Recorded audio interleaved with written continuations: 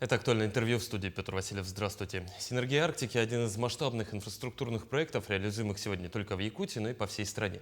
Речь идет не просто о строительстве линии связи, а о создании полноценного цифрового каркаса для арктических и труднодоступных территорий.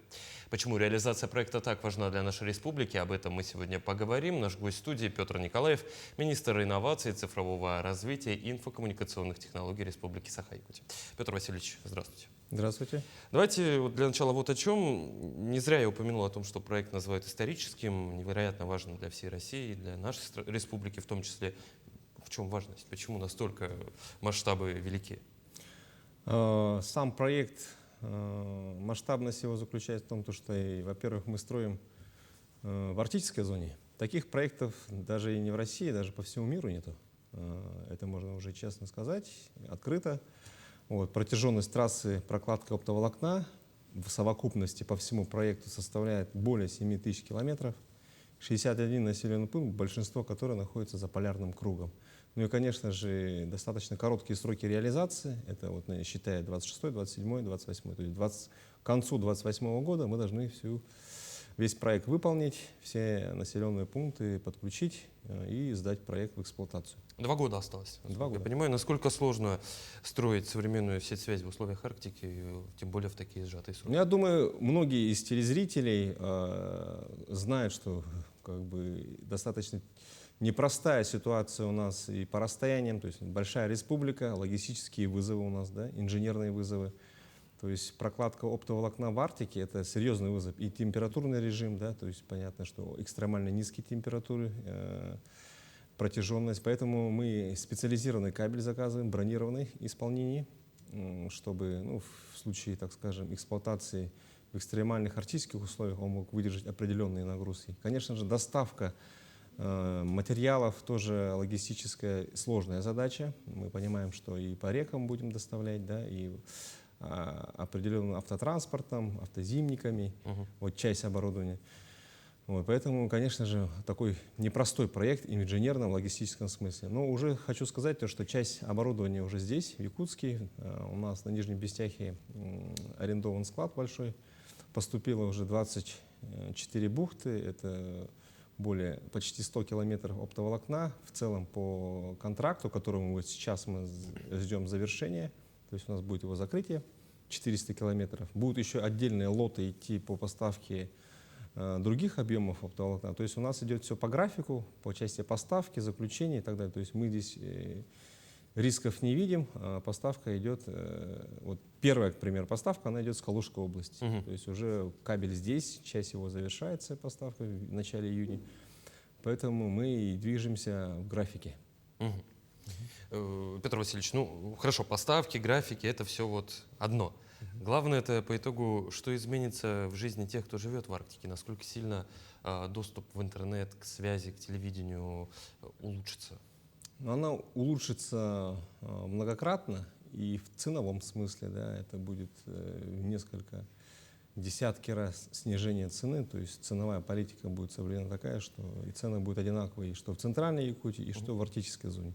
Ну и, конечно же, это доступ к цифровым сервисам. Я не говорю про компьютерные игры или какой-то развлекательный контент, хотя он тоже нужен. Музыка, кино, человек тоже это потребляет, так скажем. Вот. Но основные сервисы — это государственные услуги, конечно же, да, это образовательные платформы, медицинская история, телемедицина. Это первые основные задачи сервисов, которые мы должны предоставить нашим гражданам, живущих в отдаленных территориях, да, получить эти сервисы в электронном формате. Да. Ну, то есть те же врачи, допустим, по технологии телемедицины могли бы получить консультацию с центральных районных больниц, да, либо же с города Якутска, с ключевых медицинских центров, находящихся на территории города Якутска. Тоже, да.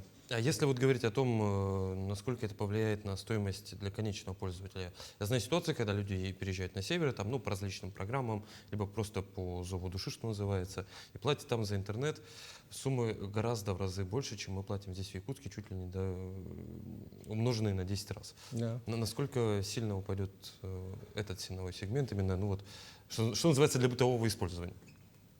Да, я в предыдущем вопросе немножко задел эту тему ценообразования. Действительно, в арктической зоне интернет он дорогой, потому что понятно, что спутниковый ресурс используется. Он для и аренды для оператора связи дорогой, для конечного пользователя, поэтому выходит в разы дороже то, что если с город Якутск сравнить, либо арктическую зону. При реализации проекта по завершению, вот я сказал, то, что цены будут одинаковые, что и в центральной районах республики, и в северной арктических населенных пунктах. То есть мы выравниваем, так скажем, и ценовую политику, и, конечно же, до возможности доступа к цифровым сервисам. Если говорить о реализации проекта, вы коротко затронули о том, что сейчас идет один из этапов, если, ну, я не буду пальцем в небо тыкать и называть какой. В целом, если говорить о том, вот, как продвигается проект, какие его этапы, что сегодня можно обозначить, помимо того, что вот заключены контракты, есть уже часть поставок на том берегу в Нижнем Бестяхе. Да, в этом году будет подключено 8 населенных пунктов. Мы об этом неоднократно говорим в информационном поле. Определены все подрядчики строительно-монтажных работ. Завершается поставка оборудования именно этого цикла, именно этого года, я имею в виду. Оптоволокно, о котором я говорил, до 400 километров, оно будет передаваться подрядным организациям, будет уже доставка осуществляться. И строительный сезон уже начнется с июля месяца. Как правило, в Якутии он в теплое время года, активная его фаза. То есть мы уже говорим не о подготовительном этапе, а уже фаза активной реализации будет происходить. Поэтому все у нас в этом смысле на контроле. Да, вот, уже летом будем активно строиться, и в этом году мы завершим строительство в 8 населенных пунктах. Это Алекпинский район, Кобяйский и в Татинском районе. Ух ты. Вы также сказали о том, что, вот, насколько я понимаю, технологии применяете для создания этого проекта самые современные, в частности, бронированные кабеля. Что еще и какие ноу-хау здесь применяются, что нам есть показать другим регионам, что мы можем строить в Арктике вот потому, что у нас есть такие технологии? Да, вот бронированный кабель, который специализированно будет использоваться в арктической зоне, оборудование, телеком-оборудование, сетевое оборудование тоже, кстати говоря, российского производства, тоже получается достаточно новое, но как бы в бою уже себя показавшее. Да? То есть в России, в принципе, с импортным замещением работа уже, так скажем, проведена. То есть Россия в этом смысле является самодостаточной. Да? Вот, часть основного оборудования, которое мы используем, будем в проекте, она будет поставлена к нам и произведена в Российской Федерации. Конечно же, мы смотрим в сторону использования беспилотных авиационных систем. Есть такие технологии по разведке, конечно же, да? То есть прежде чем положить трассу оптоволокна в тайге, где-то надо ее исследовать, посмотреть, может воздушная разведка, да? В том смысле, допустим, есть технологии использования дрона по прокладке оптоволокна, да? То есть он может растянуть кабель на определенную дистанцию. Вот такие технологии интересные, мы хотели бы уже пробовать использовать здесь, у нас, в этом проекте. Кстати, недавно уже как бы был принят режим экспериментально-правового режима, то есть, да, вот в этой части мы хотим синхронизировать эту работу и попробовать использовать такие технологии. Петр Васильевич, а кабель наземный, подземный? Он в землю, зарывается он в землю, где-то глубина погружения, то есть его заглубление будет 60 сантиметров. Это стандартизировано, так скажем, да. Где-то будет подвес идти по опорам, если мы идем электропередачей, вот в этом смысле, да. Либо же, конечно же, ну вот, допустим, переходы через реки будут определенные, там тоже будут свои нюансы. Да, свои нюансы и так далее. Но там определенная технология, то есть стандартизированная, все по нормативам, да, вот, и определенную экспертизу должна будет в последующем пройти.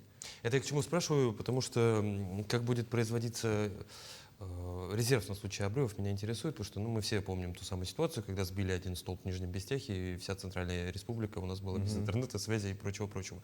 Найти обрыв в Арктике в 10 раз сложнее, думаю, чем в условном Нижнем Бестяхе. Да. Но резервирование — это один из ключевых задач всегда оператора связи, то есть он должен непрерывно предоставлять услугу 24/7. Да, аварии бывают. Мы тоже не спорю, мы от этого не застрахованы, да, никто не и нигде. застрахованы, но все, как бы, скажем так, что техника, она имеет, так скажем, причину ломаться по человеческим, технологическим причинам, да. И здесь по резервированию хочется сказать, что мы закольцовываемся с обратной стороны, со стороны Тикси, там будет подводка морского подводного кабеля. Это проект «Полярный экспресс», то есть с той стороны будет интернет получаться. Вот, конечно же, использование спутниковых ресурсов, в том смысле, конечно же, скорости, возможно, будут не такие высокие, но в определенный момент определенные ключевые сервисы будут работать до тех пор, пока аварийная ситуация будет не устранена. Конечно, резервирование и по кабельной части, да, тоже мы предусматриваем в проекте, будем это тоже историю мы просчитывать. Жизненно важные, потому что, я так понимаю, функции всегда останутся доступны для пользователей. В заключение, Петр Васильевич, кто строить будет? Самое важное, кто эти герои, кто займется прокладкой и столь непростым для нашей республики делом? Здесь секретов больших нет. Компании строительные, которые уже, и они в основном наши, республиканские, которые уже занимаются прокладкой оптоволокна по тем или иным проектам. У нас торги, они открыты, то есть по всей России мы искали поставщиков. Но вот текущие подрядчики строительно-монтажных работ этого года — это местные компании. Но это не может не радовать, Петр Васильевич. Я уверен, что никто лучше местных не знает особенностей климата и того, как и чем живет Арктика. Я благодарю вас за интересную беседу. Спасибо, что пришли к нам в студию. До свидания. Это было актуальное интервью. До встречи.